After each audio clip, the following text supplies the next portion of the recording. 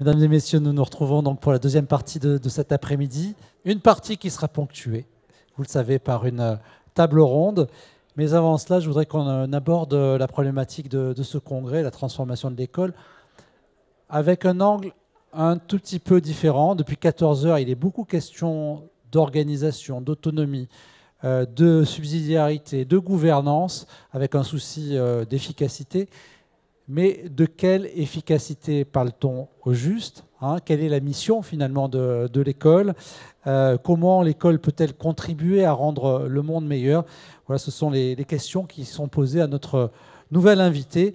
Un invité qui a été chef d'établissement, directeur diocésain, directeur du centre universitaire catholique de Bourgogne, avant d'occuper ses fonctions actuelles, celle de secrétaire général de l'Office international de l'enseignement catholique. Mesdames et messieurs, je vous propose de réserver un accueil chaleureux à Philippe Richard.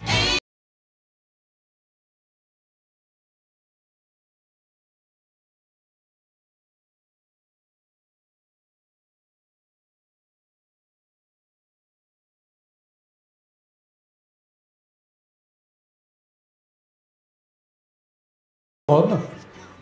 Oui. Bon, c'est pas aussi beau que Marseille, mais c'est pas mal. C'est pas mal. Vous venez de Rome, où se trouve le siège de l'Office international de l'enseignement catholique. Et Rome, vous avez la chance et l'immense privilège de pouvoir, de temps à autre, échanger avec le pape François sur les questions d'éducation. Et c'est précisément en prenant appui sur sa pensée, sur ses écrits, que vous allez essayer de tracer les contours d'une école qui serait vraiment libre et placée au service d'une humanisation du monde. Philippe Richard, c'est à vous. Voilà, merci beaucoup, merci à vous. Effectivement, c'est une question vraiment impressionnante que celle de considérer l'école catholique dans une vision internationale. Seulement quelques chiffres pour présenter cette réalité.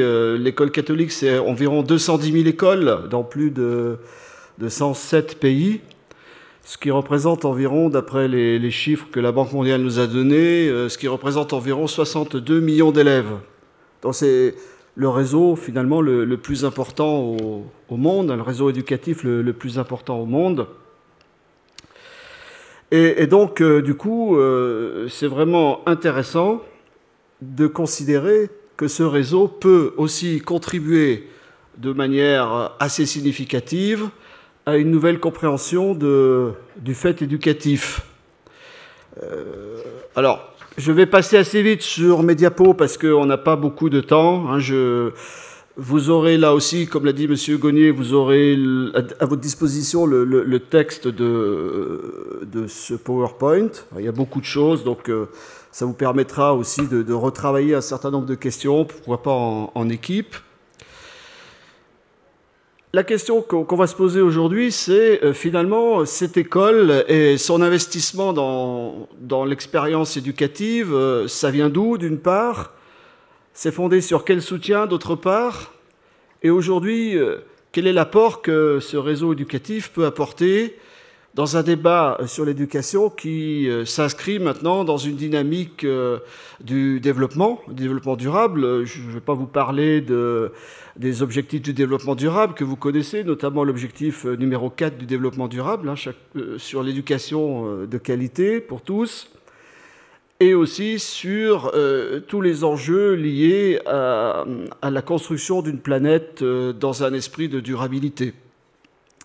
Donc, si on repart de notre histoire, sans y consacrer trop de temps, on constate notamment que l'école catholique est une école, entre guillemets, libre. Elle est libre depuis longtemps, c'est-à-dire elle s'est construite par elle-même, avec beaucoup d'expériences éducatives. On ne va pas relancer tout le débat sur l'expérience éducative que cette école a acquise au fur et à mesure des siècles, mais on peut remonter très loin dans le temps pour découvrir l'apport de cette école. Une école qui s'est construite dans une autonomie et dans une liberté assez grande.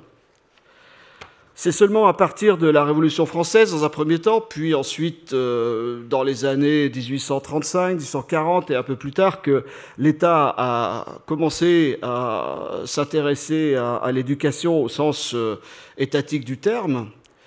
Mais il faut se rappeler que cette école catholique-là, cette liberté, elle s'en est servie notamment pour des combats éducatifs qui sont excessivement importants et qui sont excessivement modernes. Bon, alors, la liberté, pourquoi faire? On aurait pu intituler aussi cette présentation « La liberté, pourquoi faire ?» La liberté qui est la nôtre, pourquoi faire? Et je cite ici une phrase de Lassalle. Il y a un certain nombre d'entre vous ici qui sont dans des établissements lassaliens, donc qui vont reconnaître des termes qu'ils connaissent certainement. De Lassalle disait « Les écoles chrétiennes sont des réponses aux déficiences de la société ». C'est très important. Et si on avait le temps, on pourrait là aussi étudier un certain nombre de fondateurs, d'éducateurs chrétiens qui ont donné beaucoup de matière à cette question-là à cette question de l'éducation, pourquoi faire. Et je veux simplement citer l'un ou l'autre pour faire référence notamment à la modernité du discours en lien avec ce qu'on apprend aujourd'hui de l'Église et notamment du pape François à travers toute sa réflexion qui date de 2013 en tant que souverain pontife, mais qui a une origine beaucoup plus lointaine. Et qui s'incarne aussi dans un discours qu'on connaît déjà depuis très longtemps. Alors, par exemple, je cite Ignace de Loyola, jésuite, qui expliquait que pour prendre en compte les différentes intelligences, par contre, il faut un enseignement adapté et personnalisé. Voilà déjà une forme d'exercice de la liberté. Marcellin Champagnat, donc fondateur des écoles maristes, expliquait que répondre à l'appel risquait l'abandon de certaines sécurités pour aller aux frontières, se déplacer physiquement et psychologiquement pour aller là où les pauvres vivent. Alors ce qui est intéressant, c'est que quand Champagnat parle des frontières, on retrouve exactement le discours de François sur les périphéries. Et on y reviendra après parce que c'est une récurrence très forte, à savoir si l'école, en tant que telle, est une frontière ou pas. Et enfin, une dernière citation de Don Bosco qui disait « L'éducation et l'évangélisation de nombreux jeunes, surtout parmi les plus pauvres, nous incitent à les rejoindre là où ils sont et à les rencontrer dans leur manière de vivre. » Et on voit qu'avec cette citation de Don Bosco, on est directement raccord avec un leitmotiv très fort du pape François qui est celui de la culture du dialogue. Le pape François insiste énormément là-dessus. La culture du dialogue, c'est vraiment une mission très importante. Et on rejoint encore cette histoire de frontières. Ainsi, l'école n'est qu'une somme de murs dans laquelle nos élèves sont enfermés. Alors, cette école-là ne sert pas à grand-chose, sinon à transmettre des connaissances. Mais en tout cas, elle ne sait pas faire une utilisation normale, ou en tout cas plus que normale, on va dire prophétique, de la liberté ou de l'autonomie qui lui est confiée. Alors, je veux aussi rappeler un certain nombre de défis contemporains qui concernent l'éducation.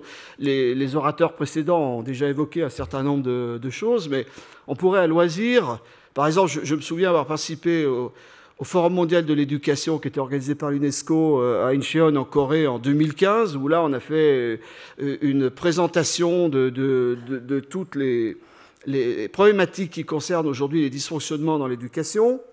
On ne va pas faire une liste de ces dysfonctionnements, on va simplement citer quelques éléments qui sont à prendre en considération et qui peuvent aussi nous amener, nous, en tant que chefs d'établissement, à rechercher, grâce à l'autonomie qui est la nôtre, à trouver des solutions pour faire en sorte que ces dysfonctionnements disparaissent. Alors, je cite simplement, premièrement, on a l'inégalité scolaire, je commence par ça, c'est ce qui est le plus criant.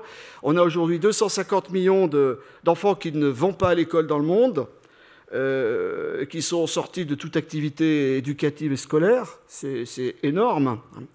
La pandémie n'a pas arrangé les choses, on l'a vu dans les présentations précédentes, et il y a aussi une inégalité très forte entre les fortunes des uns et les pauvretés des autres, qui font que une grande inégalité se produit dans le monde, et que cette inégalité-là, elle produit bien sûr de l'inégalité scolaire. Donc, première question, premier défi, l'inégalité scolaire. Deuxième défi, c'est celui des progrès insuffisants en matière d'éducation. On l'a vu notamment au Forum mondial d'éducation à Incheon, qui suivait un précédent forum qui avait eu lieu 15 ans plus tôt à Dakar, au Sénégal. Et chaque 15 ans, l'UNESCO organise ce forum pour mesurer les progrès dans l'application des plans de l'UNESCO. Là, c'était le plan éducation pour tous. Et puis maintenant, on a le plan éducation 2030, éducation 2030. Et on a constaté, une fois de plus, que même si on pouvait noter quelques progrès en matière d'éducation, ces progrès restaient très très faibles. Et là encore, le Covid n'a rien arrangé du tout. J'ai constaté moi-même en Afrique les dégâts considérables que le Covid a pu occasionner et le retour en arrière dans un certain nombre de lieux. Un troisième défi qui est celui d'une déconstruction de l'humanisme. Il faudrait qu'on parle de ça pendant 1 heure ou 2, parce que c'est un sujet qui est très très important, où en fait on constate que, et c'est le pape François qui nous dit ça, que bien souvent on a une conception de l'éducation qui est complètement reliée à ce qu'on appelle la dictature des résultats.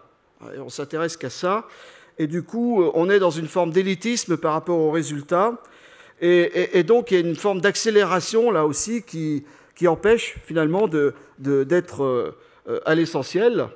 Il y a une espèce de tourbillon, si vous voulez, qui fait qu'aujourd'hui on a beaucoup de mal à travailler ces questions. Un quatrième défi contemporain qui concerne l'éducation, c'est aussi une certaine ambiguïté médiatique et technologique. C'est-à-dire l'utilisation un petit peu incontrôlée et non critique des ressources numériques. Là-dessus, il y aurait beaucoup de choses à dire. On a une abondance de stimuli, on a une abondance d'images, on a une abondance de mise en scène des relations entre les êtres humains qui participent certainement à une forme de désintégration psychologique et aussi une perte d'identité. Donc, sur ce sujet-là, il y a un défi éducatif. Et puis enfin, dernier défi éducatif, c'est celui qui concerne la rupture du pacte éducatif. L'éducation fonctionne finalement selon un pacte qui permet de faire travailler ensemble et à équidistance un certain nombre d'acteurs. On l'a encore vu tout à l'heure dans les présentations précédentes. Et le pacte éducatif, en fait, résonne surtout entre l'école et la famille, le gouvernement et la société. Et aujourd'hui, on constate que dans beaucoup de pays, dans beaucoup de situations, ce pacte éducatif ne fonctionne plus. J'expliquais tout à l'heure, par exemple, à quelqu'un que ces fameux chèques éducation au Chili, qui ont été mis en place au Chili, se transforment finalement par des vouchers qu'on donne aux familles, de l'ordre de 1 000, 10 000 $ pour une année d'éducation. Et en fait, ça a créé une espèce de marchandisation formidable de l'éducation où de nombreuses écoles et collèges se sont créés uniquement pour recevoir les 10 000 € du voucher et le reste ne les intéresse pas beaucoup. Donc là aussi, il y a un défi très important. Alors, à partir de là, comment est-ce qu'on va devoir penser les futurs de l'éducation ? C'est la question qui nous intéresse, sachant que ces futurs de l'éducation, ce n'est pas demain ou après-demain. Ces futurs d'éducation, c'est hier. C'est-à-dire qu'on est déjà dans les futurs de l'éducation. Et on a déjà, c'est comme pour le climat, c'est pas le tout de dire dans 10 ans, on va essayer de faire en sorte qu'on n'augmente pas de plus de 2 degrés, par exemple, la température ambiante moyenne. Bon, c'est pas dans 10 ans. L'idéal serait que ça soit fait dès maintenant. Et pour l'éducation, c'est la même chose. Il y a tellement de défis en termes éducatifs aujourd'hui dans le monde qu'il faut qu'on pense ces futurs pour aujourd'hui même.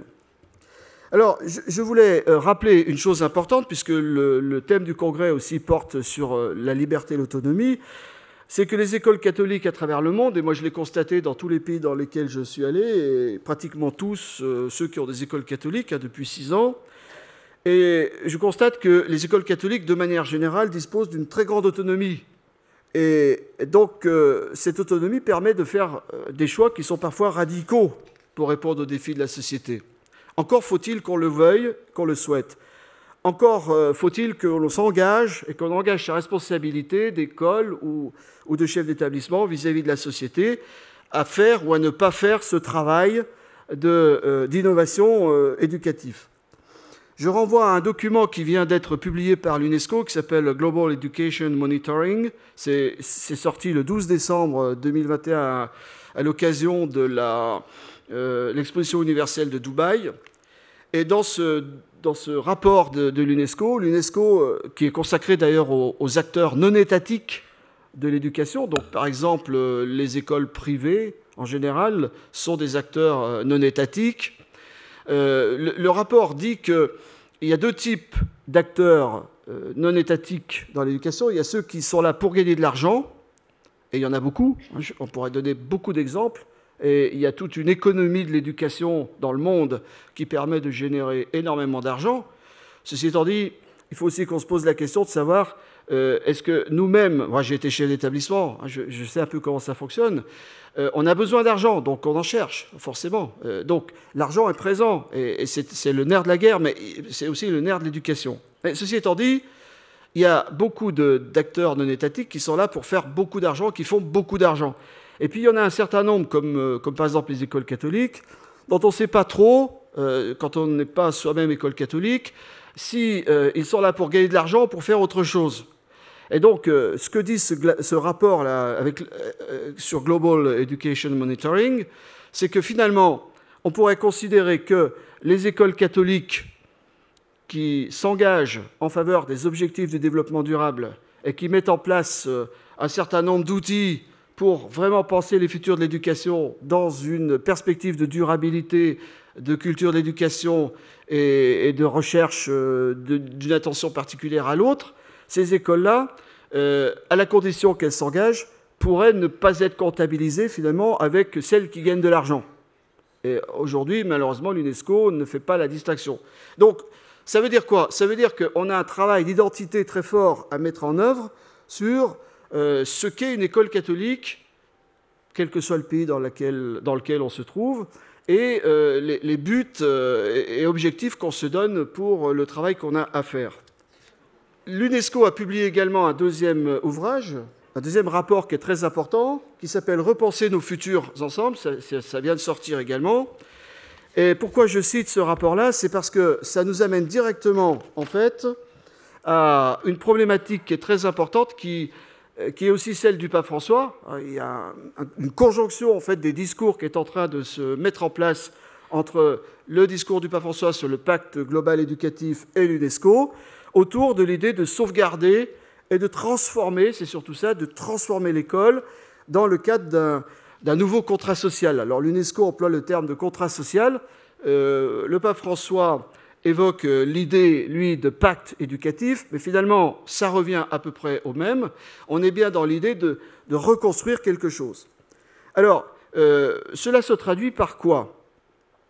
Cela se traduit par une réflexion, finalement, qu'elle vienne de l'UNESCO ou qu'elle vienne du pape François, une réflexion que chaque école doit avoir sur, par exemple, l'expansion de l'accès à la scolarisation des individus et des communautés. Comment nos écoles sont-elles accueillantes? Le développement de nouvelles compétences et de nouvelles compréhensions aussi du métier. La création de nouveaux parcours d'apprentissage et de développement, je crois qu'on a aussi un certain nombre de capacités de pouvoir le faire. Une organisation d'école axée sur les principes d'inclusion, ça c'est fondamental, et aussi de collaboration, notamment avec d'autres acteurs éducatifs, pas forcément l'école. D'ailleurs, au passage, je surveille le temps, le pape François ne parle jamais d'école. Quand il parle d'éducation, il parle d'éducation. C'est-à-dire il renvoie l'école à un statut d'acteur éducatif au même titre que d'autres acteurs éducatifs, comme par exemple la famille ou des acteurs du secteur formel ou informel. Et puis, tout un regard aussi sur ce que c'est que l'excellence, ce que c'est que la réussite, la qualité, l'évaluation dans nos établissements. Alors, le pacte éducatif est essentiellement centré sur un repérage de ce qu'est la salle de classe en tant que symbole de l'école, et il nous invite à passer d'un système éducatif encadré par des murs qui sont ceux de la salle de classe, à un système ouvert qui est celui de la communauté d'apprenants. Malheureusement, je n'ai pas le temps de développer ce sujet-là, mais je pense que quand vous aurez le document que j'ai préparé, ça sera beaucoup plus clair pour vous, parce que il y a des enjeux qui sont absolument considérables de ce point de vue-là. Alors, on arrive quasiment à la conclusion. L'école catholique dans tout ça. Eh bien, le pape François nous aide à penser en quelque sorte toutes ces questions évolutives et ces futurs de l'éducation dans une perspective d'école entre guillemets catholique. Évidemment, c'est son job. Il ne va pas parler des autres, il parle simplement de cette communauté des écoles catholiques. Mais en parlant des écoles catholiques, il parle aussi beaucoup des autres. Et donc, il nous invite à former un nouvel humanisme. C'est un appel très radical. On pourrait ici faire un travail de fond sur la radicalité de cet appel. C'est pas juste une parole pieuse qu'on a à prendre en compte. Il y a bien une question très radicale, avec un certain nombre de mots-clés ici, que sont la culture du dialogue, le village de l'éducation. Qu'est-ce que c'est que le village de l'éducation? Comment le construire autour de la maison commune? Un humanisme solidaire, la participation aussi à l'éducation des périphéries et, au final, la civilisation de l'amour. François, en fait, a une pensée qui est essentiellement reliée au monde en tant que tel et aussi aux hommes et aux femmes qui l'habitent. Quand il parle d'éducation, il ne fait pas autre chose que de parler du monde et de parler des peuples qui l'habitent. Et à travers le pacte éducatif, il nous invite à mettre en œuvre une nouvelle considération de l'humain. Voilà. Et il nous rappelle beaucoup de choses, notamment que cette terre ne nous appartient pas et que chaque être vivant doit se sentir à équidistance avec les autres. C'est un changement qui est fondé et orienté par un pacte recréé autour des valeurs universelles. Et vous avez ici quelques questions qu'on pourrait reprendre, peut-être qu'on le fera dans la table ronde. Je vais terminer sur ces questions. À partir de là, comment inciter les écoles catholiques à penser leur investissement dans le service d'éducation d'une toute autre manière? C'est le sens radical de l'appel, au regard du monde et de celles et ceux qui l'habitent. Comment l'école catholique est appelée, au sens évangélique du terme, comme les apôtres sont appelés à laisser leur filet et à suivre, viens, suis-moi, à prendre des chemins éducatifs nouveaux et exigeants. Quel pacte éducatif recréer pour le monde de demain? Et vraiment rechercher aujourd'hui un langage qui est nouveau, qui est non seulement le langage de la tête, mais qui est aussi le langage du cœur et des mains. Voilà. Alors, pour le reste, on y reviendra certainement dans la table ronde, puisque mon temps est écoulé. Cela veut simplement dire, en conclusion, qu'on est appelé à former dans nos écoles un nouvel humanisme, à redonner au monde une espérance par le biais de l'éducation et de la culture du dialogue, et à regarder les autres comme des frères et des sœurs. Voilà, je vais m'arrêter ici, et on aura l'occasion certainement de reprendre d'autres choses, approfondir dans le cadre de la table ronde. Merci je vous remercie. beaucoup, Philippe Richard.